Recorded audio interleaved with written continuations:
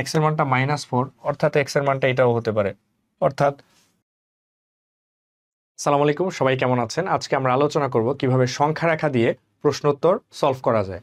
যে ধরনের বীজগণিতের অঙ্ক বা আপনার হচ্ছে যে নাম্বারের যে বিষয়গুলো আছে, পজিটিভ নেগেটিভ বা মানগুলো আছে, সেই ক্ষেত্রে কিভাবে আমরা সংখ্যা রেখা দিয়ে আমরা প্রশ্ন সলভ করতে পারি এবং অঙ্ক করার ক্ষেত্রে যে সংখ্যা রেখার যে গুরুত্ব বা প্রয়োগ, সেই বিষয়টি আজকে আমরা দেখব।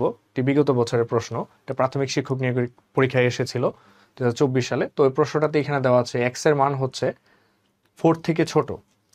4 থেকে ছোট অর্থাৎ এই যে এখানে 4 আছে, এই 4 থেকে ছোট অর্থাৎ এই জায়গাটুকুর মধ্যে যে কোনো একটা জায়গায় আছে, বাট কোথায় আছে আমি জানি না। তো এই জায়গার মধ্যে যে কোনো একটা জায়গায় আছে, বাট এদিকে কিন্তু নেই এক্স এর মানটা। ওকে, আচ্ছা, তাইলে আমরা কি বলতে পারি যে এক্স এর মানটা 0 হতে পারে। হ্যাঁ, এক্স এর মানটা 0 হতে পারে।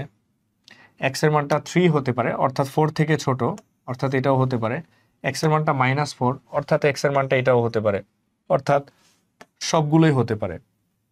তো এখানে একটা জিনিস দেখব, যখন আমরা সংখ্যা রেখাটা আঁকবো, আমরা রাফ করার সময় একটু বাঁকা করে আঁকবো, যাতে আমার বুঝতে সুবিধা হয়। যেদিকে জিনিসটা বাড়তেছে এদিকে গেলে জিনিসটা কমতেছে, অর্থাৎ এদিকে আমার ঋণাত্মক মানগুলো এই পাশে থাকবে আর আমার হচ্ছে যে ধনাত্মক মানগুলো এই পাশে থাকবে এবং মাঝখানে হচ্ছে 0 থাকবে।